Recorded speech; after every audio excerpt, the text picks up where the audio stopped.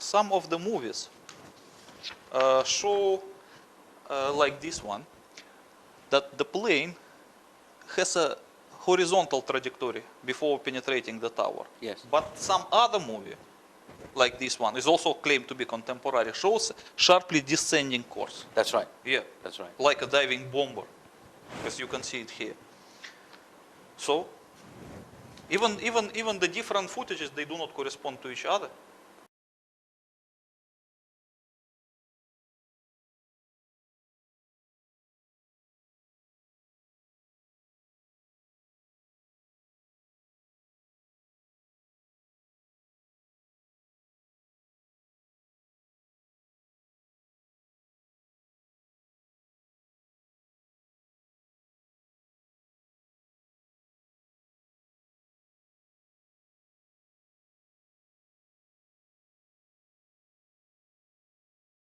Okay, All of it points to digital manipulation. Besides, the most important is probably this. We better see it here. You can see the form of the impact hole. Yes. Does it look like made by the plane?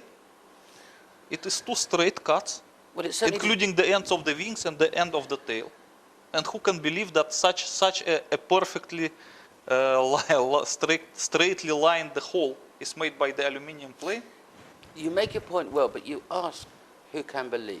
We'll come back to this photograph in a moment, but some people did believe. For example, the commissioners who wrote the report accepted that the plane penetrated the exterior wall of the World Trade Center. Why would they do that? The American government was put in a very awkward position after September 11 events, because they demolished the twin towers, and they cannot explain to the general public why they did demolish them. That's why they have to invent some cover-up story. It doesn't look plausible, but it is the best they could do. Okay, let's come to that. Let's deal with the claims of the book in respect of the planes. In a 45-minute time frame, something hit the World Trade Center and something hit the Pentagon and something landed in Shanksville, because we all saw smoke and fire gushing from the top of the South and the North Tower. We're told in the report that the kerosene or the aviation fuel caused that fire, and that weakened the structure of the building, and that caused the building to fail and to collapse. Yes, this is the official claims of September 11 Commission.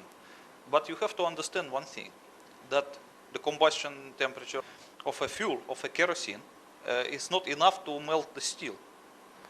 And the best proof of it is the same photograph we were just talking a couple of minutes ago, this one. Yes. As you can see in this hole, a few minutes before the tower begins to collapse, there is a woman here. Yes. And she was, she was identified as Miss Edna Cintron. So how could she stay there alive if the temperature was as high as to melt the steel? Well, let's put that in perspective. Kerosene burns at 650 degrees, and the temperature required to melt the steel is 1800 degrees. I think so, yes. And in fact, to bend the steel is nearly 1000 degrees to weaken it. So, if it wasn't the fuel from the planes and them having ignited aluminium, what was it that caused those incredible fires, which we're told weakened the structure of the building? You know that actual fires in the building, they had nothing to do with the tower collapse. The tower collapse was caused by something different than the structure, because as you can see, by the time that the towers begins to come down, the fire was almost over. Okay, well, because all kerosene which supposed to be from the plane was already burned out by the time. Because if there was a plane, the kerosene would have burned very quickly. Even it was the plane or the kerosene was put there in the barrels, it doesn't matter. It was burned out by the time. So by the time the tower began to collapse, the kerosene was no longer available. Okay. And the first of all, and don't forget that the tower that was hit first by the plane collapsed second, Yes. and the vice versa. Yes. In fact, the South Tower was hit at 9:16 and collapsed at 9:59. Yes, The North Tower was hit first at 8:46 and collapsed at 10:27. yes. Let's go on to the Pentagon. The extraordinary claim in the book is that the Pentagon was attacked by a missile. Yes. In fact, you identify exactly which missile it was. Yes. It was the Soviet-made Granit missile. Tell us about this missile. Okay. I may have a picture of it. Oh, let us see it here. You can Yeah. see. This is the picture of this missile while still at the factory.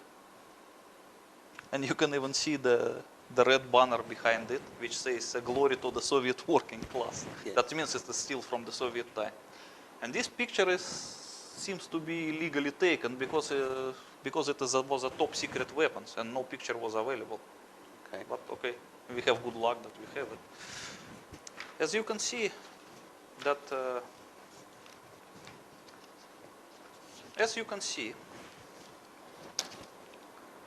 the trajectory of the things which hit the Pentagon Yes. does not correspond to the possible trajectory of the passenger plane. One of the The things. passenger plane cannot simply dive like that. One of the things that have been identified by inquirers, such as Loose Change and 9/11 truth seekers, is that the plane supposedly was piloted by a very amateur pilot, and the maneuvers required to do what the Commission suggests the plane did would be virtually impossible. Yes, I agree with that, and I would say even that plane was piloted by the best pilot in the world, he will still not be able to achieve this kind of maneuver. It's not possible for the passenger plane, and not even possible for a military plane. It is only possible for the highly sophisticated missile. Look at this. This sophisticated missile, what kind of a range and where would it be launched from? It was launched most probably from the Atlantic Ocean, from the side of Atlantic Ocean, perhaps 200 miles away, maybe 300 miles away from the coastline. Okay. But I don't know exactly. I just think so. Because first of all, that by the reaction of the American officials, you can see that they send immediately their fighters towards the Atlantic Ocean after the Pentagon was hit in order to prevent Yes. further attacks. Yes. in So fact, it was a seaborne attack, definitely. And because Granit is basically anti-ship missile, so it should be launched from the sea. Okay. And even you can see by the way it approached the Pentagon and hit it is the typical behavior of the anti-ship missiles, because it attempted to hit the Pentagon at the waterline level, which is very typical for this kind of missiles. Right. Without damaging the lawn or crashing into the ground No, or as bouncing. you can see at the lawn. This is another picture. Look at this one. The lawn is pristine. It's like you can Yes. play golf on it, even after the hit of the missile. And what would this missile weigh? Sorry? What would be the weight of this missile? I How didn't- heavy would it be? Oh, how heavy! It is a very heavy missile. It weighs over 7 tons. 7 tons. 7 tons, and it is very thick. It made from steel, and it is very thick. So it's like a flying tank. Okay, so this armored missile Yes, it's heavily hits the armored wall missile. of the Pentagon. And very fast also. It has speed over 2.5 Mach. So this is like a giant bullet. Extraordinary. Yes. Extraordinary. So it hits the outer wall of the Pentagon. Yeah. The inertia takes it through the other side of that wall, Yes. ring A, Uh-huh. and then into ring B, out of ring B, Yes. into ring C, and then finally stopping at the other side of D. Yes, as you can see in this picture, it managed to penetrate at least 6 capital walls of the Pentagon.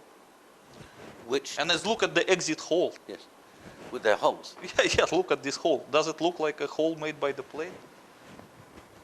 Your position is that it couldn't be a plane, No, no way. and there definitely was this missile. Of course.